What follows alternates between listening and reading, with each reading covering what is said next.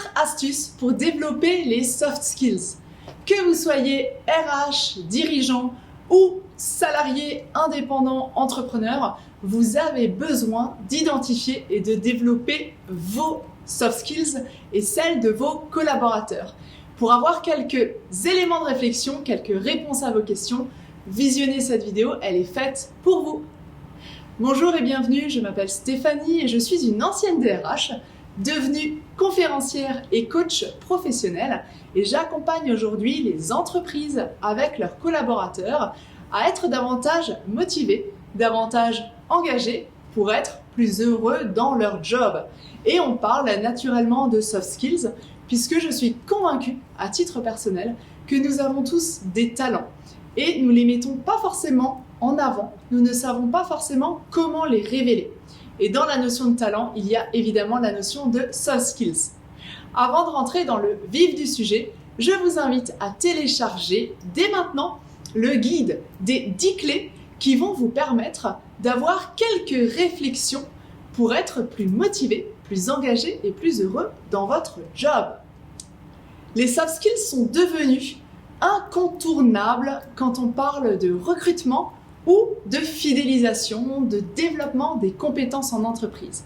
On n'y échappe plus. Quand on voit une fiche de poste, on s'intéresse comme toujours aux compétences techniques, mais on s'intéresse de plus en plus aux soft skills. C'est ce qu'on appelle les compétences comportementales ou alors les aptitudes ou encore le savoir-être.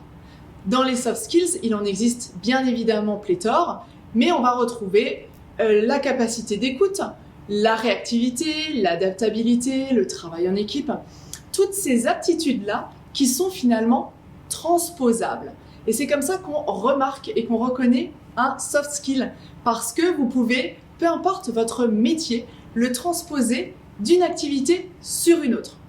Donc c'est essentiel d'identifier vos soft skills ou celles de vos collaborateurs pour pouvoir les valoriser, les mettre en avant et bien évidemment les utiliser dans votre quotidien ou dans leur quotidien. Je vous propose maintenant, sans plus attendre, d'aborder 4 techniques qui vous permettront d'identifier les soft skills. La première astuce ou la première technique, c'est d'identifier les soft skills dès l'embauche. Il n'est pas simple de repérer d'un premier coup d'œil les soft skills. Et notamment, si vous avez des procédures, des process de recrutement dits plutôt classiques, à savoir CV, lettre de motivation, entretien numéro 1, entretien d'embauche numéro 2, etc. Ce sont des méthodes dites plutôt classiques auxquelles les candidats vont s'attendre facilement et ils vont les préparer. Et c'est tout à leur honneur d'ailleurs de préparer son entretien. En revanche, ce qui va être plus difficile à détecter, c'est de voir qu'est-ce qui est vrai de ce que dit le candidat, qu'est-ce qui est peut-être surjoué et qu'est-ce qui relève carrément du mensonge. Et ça arrive. Et c'est pour ça que c'est très difficile de trouver les soft skills, de les identifier, de les déceler lors d'un entretien d'embauche classique. Néanmoins, vous pouvez quand même avoir certains indices, certains indicateurs qui vont vous révéler des soft skills. Alors déjà la ponctualité, la rigueur, la préparation de l'entretien, les questions qui vont vous être posées lors de l'entretien ou pas d'ailleurs, c'est un indicateur aussi, la qualité des questions, la qualité de la recherche, les exemples que va vous donner le candidat, tous ces éléments-là vont vous donner des indices par rapport à leurs soft skills. Mais vous pouvez aussi librement leur demander de vous donner certains exemples ou alors les interroger sur des mises en pratique, des mises en situation qui vont vous permettre plus rapidement de détecter ces soft skills. Et c'est notamment pour cette raison-là que des cabinets de recrutement, quand il y a des recrutements en nombre et quand c'est possible, utilisent par exemple des recrutements collectifs où il va y avoir justement des travaux en équipe pour permettre de voir et de vérifier, de vérifier si cette soft skills est bien présente chez tel ou tel candidat. Et c'est ainsi, notamment quand il y a des travaux en équipe, des travaux de collaboration, de coopération, qu'on va pouvoir voir si une personne elle a plutôt tendance à prendre le lead, si elle a plutôt tendance à s'effacer, si elle est force de proposition, si elle est plutôt à l'écoute ou pas. Voilà, donc c'est important, indispensable d'identifier les soft skills dès l'embauche. Charge à vous d'utiliser la technique qui vous semble la plus adaptée en fonction du profil de poste et de votre activité. La deuxième astuce, c'est de proposer des équipements techniques en lien avec les soft skills pour les développer. Et là, ça va être déterminant de proposer des outils informatiques, par exemple, qui vont être en adéquation avec ce que vous demandez. Si vous demandez une créativité à votre collaborateur, il faut s'assurer qu'en amont, il ait bien les outils techniques pour être créatif. Mais dans les conditions de travail aussi, on peut s'amuser à mettre en avant la gestion de projet, par exemple, la coopération, le travail en équipe, le travail collaboratif. Toutes ces conditions de travail vont faciliter et favoriser le développement des soft skills dans l'entreprise. La troisième astuce, c'est d'avoir un management participatif, bienveillant et adapté justement au développement des soft skills. Donc charge à chaque manager d'avoir lui-même une attitude, une exemplarité qui véhiculera les aptitudes comportementales, les soft skills que vous souhaitez développer dans l'entreprise ou dans votre équipe.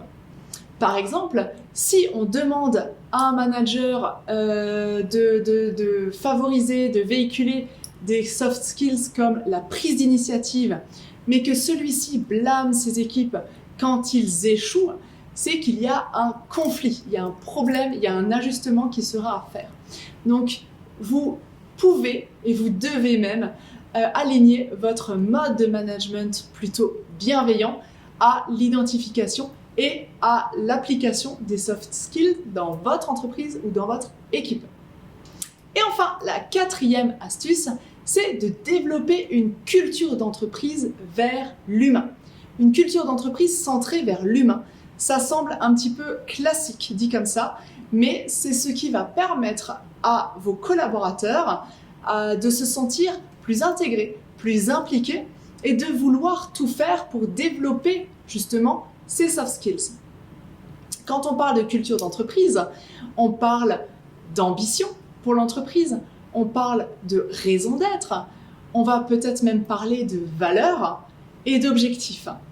Il est important aujourd'hui, si vous ne l'avez pas encore fait dans votre entreprise, de vous interroger ou de vous réinterroger sur votre culture d'entreprise.